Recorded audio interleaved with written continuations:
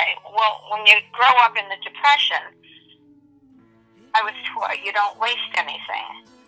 And to this day, I still get teased when I save the bakery string, which I always take off the boxes of cake. And years ago, when I was young, we used that to tie up things.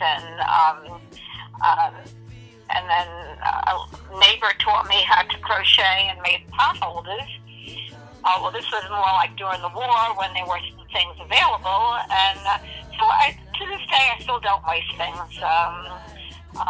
It's just something that you it's kind of inbred in you because there wasn't too much and you made do with everything you had. So much for that. When you grow up like that, you don't throw food away. Some people just, they don't like leftovers, they throw it away. No, we didn't do things like that. During the war years, that was another story. We had, you want to go into that? Yeah, sure. Yeah. We had food stamps, and I don't remember exactly how many food stamps we got, because I was 11 when the war broke out, and I remember listening that day when war was declared by President Roosevelt.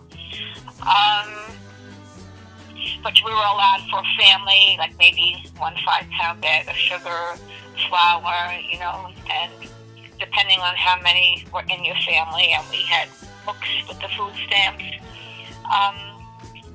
That was during, from 1941 to 45, and things had to be, when there wasn't that much food.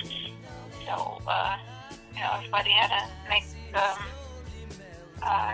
do with what we had, and you had less, and we survived.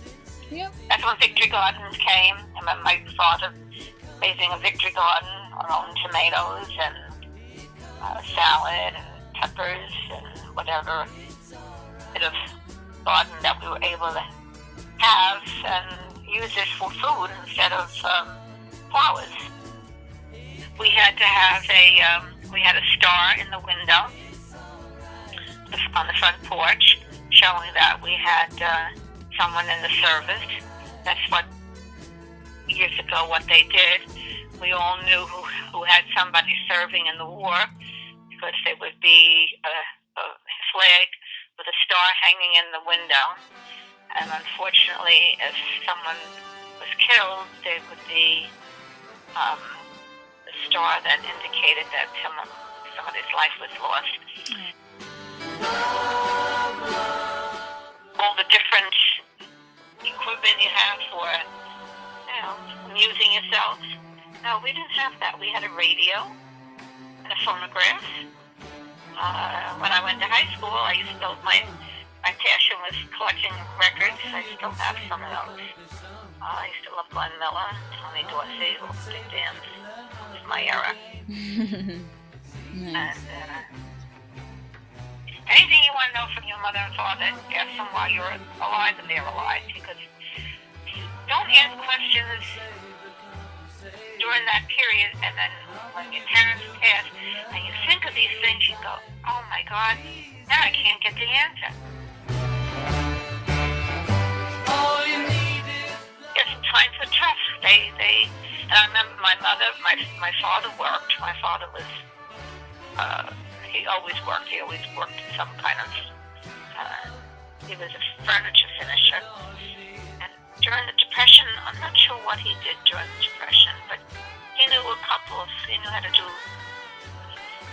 more than one job. And my mother used to take what they called homework at home.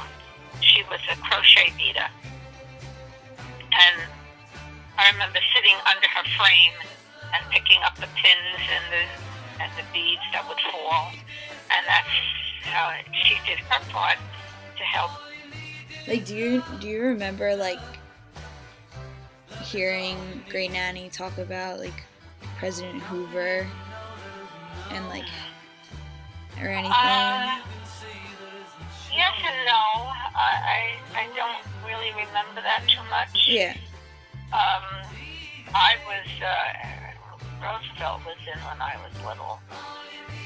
I don't think they talk too much politics, truthfully. Yeah, like, or even about, like, FDR, Roosevelt.